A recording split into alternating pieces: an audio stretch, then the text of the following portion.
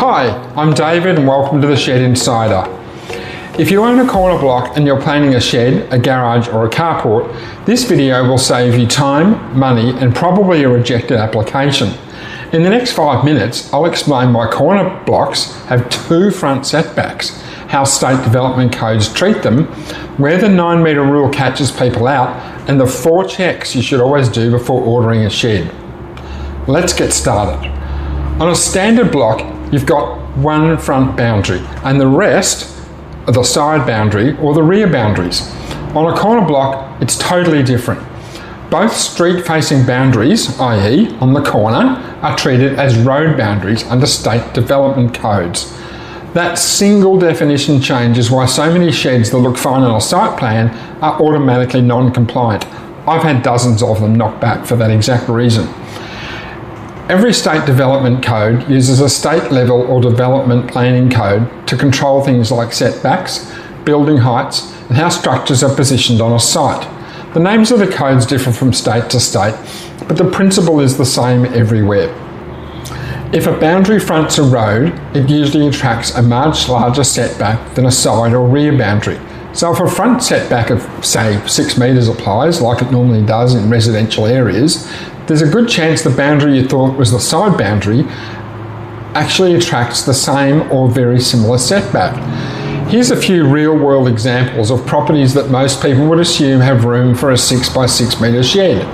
The problem is that none of them would allow a shed of that size due to setback requirements. The simple takeaway is don't guess. Check before you buy. This is the most common mistake I see. People assume the boundary beside their shed is a side boundary, but on a corner block, it's often a secondary street boundary, and that can turn what you thought was a small setback of 1500 millimetres into a major one of 4 to 6 metres, and a setback in your project as well. Now for the rule that nobody knows about until it's too late. It's called the corner truncation requirement. Yes, it's an exciting rule it is too. Near an intersection, development codes protect driver sight lines by creating a 9 metre by 9 metre area at the corner of the lot.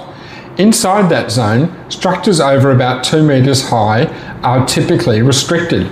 There's a diagram. What that means in real terms is that a shed can technically meet every setback on paper and still fail approval, simply because it blocks visibility on the corner.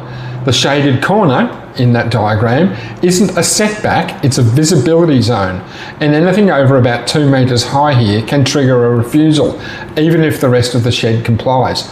You might get a carport through, but probably not a shed. This is where people get confused. Meeting development code setback distances doesn't always mean automatic approval. Local planning schemes, zoning controls and overlays in your local council can still apply stricter requirements, especially on larger or non-urban lots. So the development code gives you the baseline rules, but it's not the only rule book in play. Before you order a shed for a corner block, please, there are 4 things you always check. First, your lot size. If it's under or over 450 square metres. If it's under 450 square metres, that can change how close you're allowed to build to the boundary. Usually it's a bit closer. Second, which boundaries are actually road boundaries, not just which ones feel like the front. Third, whether the 9 metre corner rule affects your shed height or position. Because if it's over 2 metres, the chances are it won't be approved. And fourth, zoning or overlays apply stricter setbacks than the baseline rules, so you've got to check those too. If you want help applying this to your specific block, get it checked first. Before you spend any money on a shed that won't get approved, make sure it works on paper. This applies specifically to people who are buying kits or organising themselves. It's easy to go and buy a kit and then find that you can't get it approved, then you've got a worthless pile of junk in your backyard. If you enjoyed this video, please click the like button. If you'd like to see more like it, please subscribe and click notifications. Thanks very much for watching.